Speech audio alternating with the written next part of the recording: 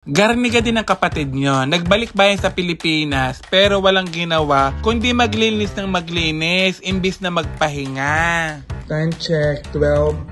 Mag-aalauna ng madaling. Huwag ko daw siyang ibibidyo at i-upload dahil ang sama daw niya. Umaga pa lamang ay nandun na ng aking mga tiyahin para mga musta. Siya ho ang panganay sa aming 10 magkakapatid. Siya ho ang breadwinner. Breadwinner! Siya po ay favorite ng lahat. Sabi ko nga ay wag luminis ng luminis. Kaya nga nagbakasyon sa Pilipinas para magpahinga. Kaso napapagod yata kapag nakikita ang bahay namin ay makalat. Ayaw niya ata ng linis ko at madumi daw. Bangkok. Santol? Dinalhan po siya ng santol ng aking pinsan. Iba-iba hong araw yung paglilinis niya. Ngayon ko lang napansin na parang iisa ang duster niya. Naku po, galit na galit sa akin. Wag ko daw ibibidyo siya. At wag ko daw i-upload. May ibang balikbayan na kapag umuwi ng Pilipinas ay talaga namang sinusulit sa pamamasyal. Ari naman walang ginawa kundi luminis na lang ng luminis. Gawa nga daw na ngayon lang siya nakapagbakasyon ng matagal. Dahil dati, mga 5 araw lang siya nagbabakasyon din sa Pilipinas. Si Oli. Ay, gusto ko, mas mo yan. Kung nag-sure ako baga, di wala akong bra. May tiya ako nagbigay ng tapa. Ano na ginawa niya?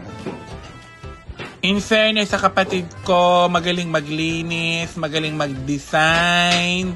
At talaga namang napaganda niya ang kanyang kwarto. Painting po iyan ng kanyang yumaong amo, si Sir Vangelis. Ayan, kung makikita niyo po ang mga mamahaling Barbie. Limited edition yan, ha? Uy, mamahalin yan, ha? Hindi yan kapresyo ng ibang Barbie. Ayan po si Sir Vangelis, sa mga nakakakilala sa kanya. Yan po ang kanyang yumaong asawa. Ayan, artwork po ni Sir Vangelis. Ayan, mga perfume na pinintahan ni Sir Vangelis. Maipagbili kaya, are? Magkano kaya, are, pag naipagbenta ko? Charot! Ayan si Sir Vangelis nung kabataan niya.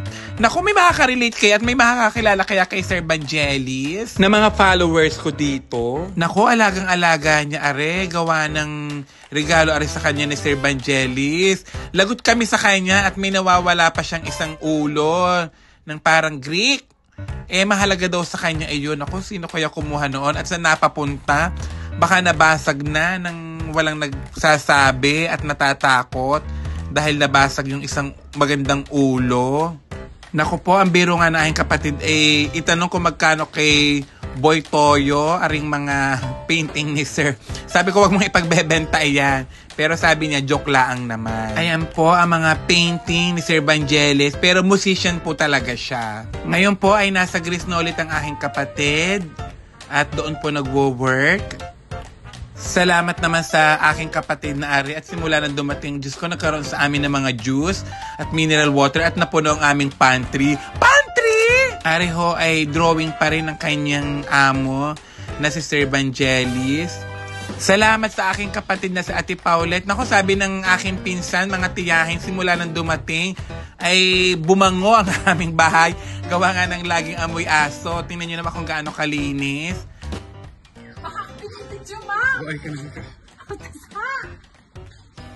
Kulay light blue po ang kinulay ko din sa aming hallway. Hallway! Para mukhang green. Ari naman ho si Dudong, ang kanyang kakopol. Kakopol! Ate Paulette, umuwi ka na ulit din at hindi nagarnik ka, linis at kabango ang ating bahay. Paulette, gusto sa mama nito.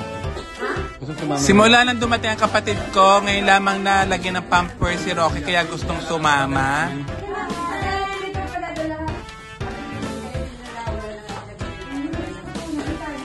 Iba talaga ang panganay kong kapatid na Are. Yung 4 kong kapatid, para nang umalis pa lang nagpapadala.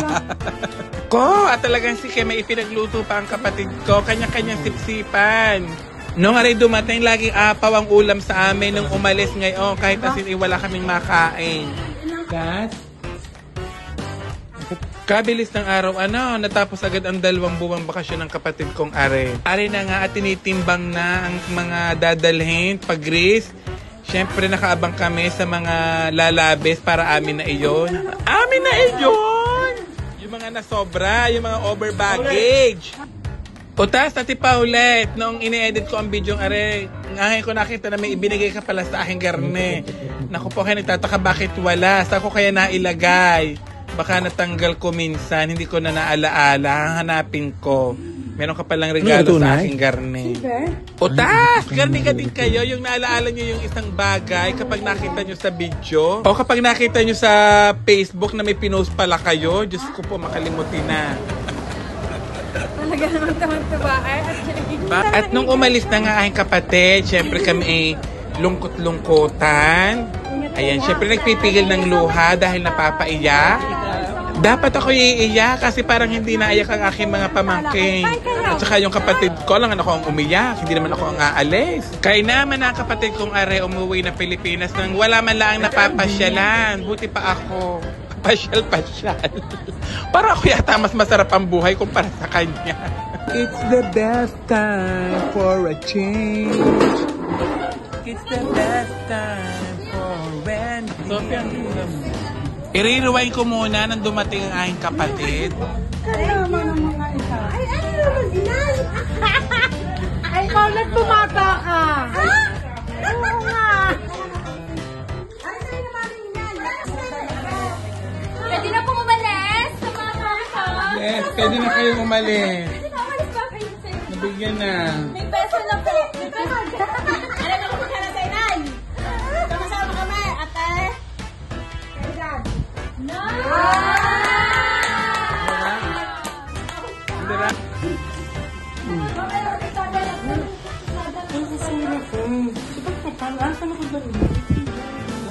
Umuwi na kayo. Nakuha nyo na.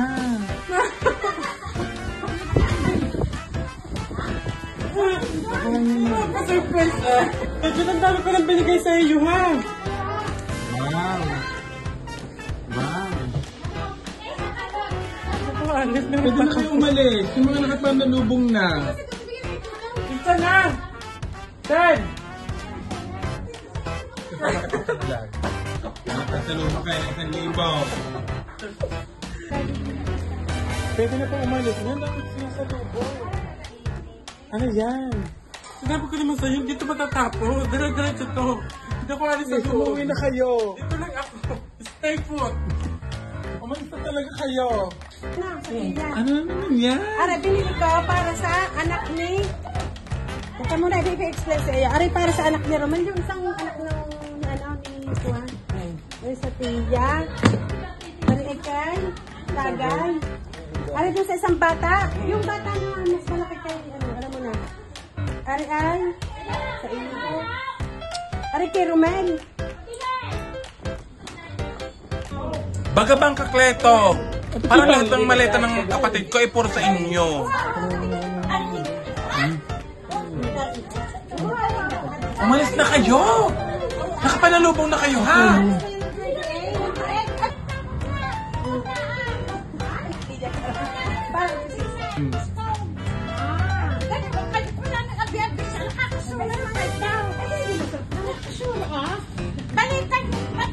Buti na nga lamang at tumating aking kapatid na aray kung hindi wala kaming handa noong piyesta. Judge sa inyo eh.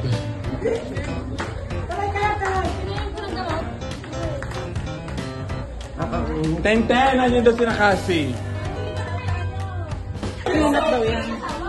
At syempre, hindi mawawala yung ikakain kami sa labas. Syempre, ang gusto ay di nila ang sa malapit. Ayaw nang lumayo at ka-traffic na nga din sa ating probinsya.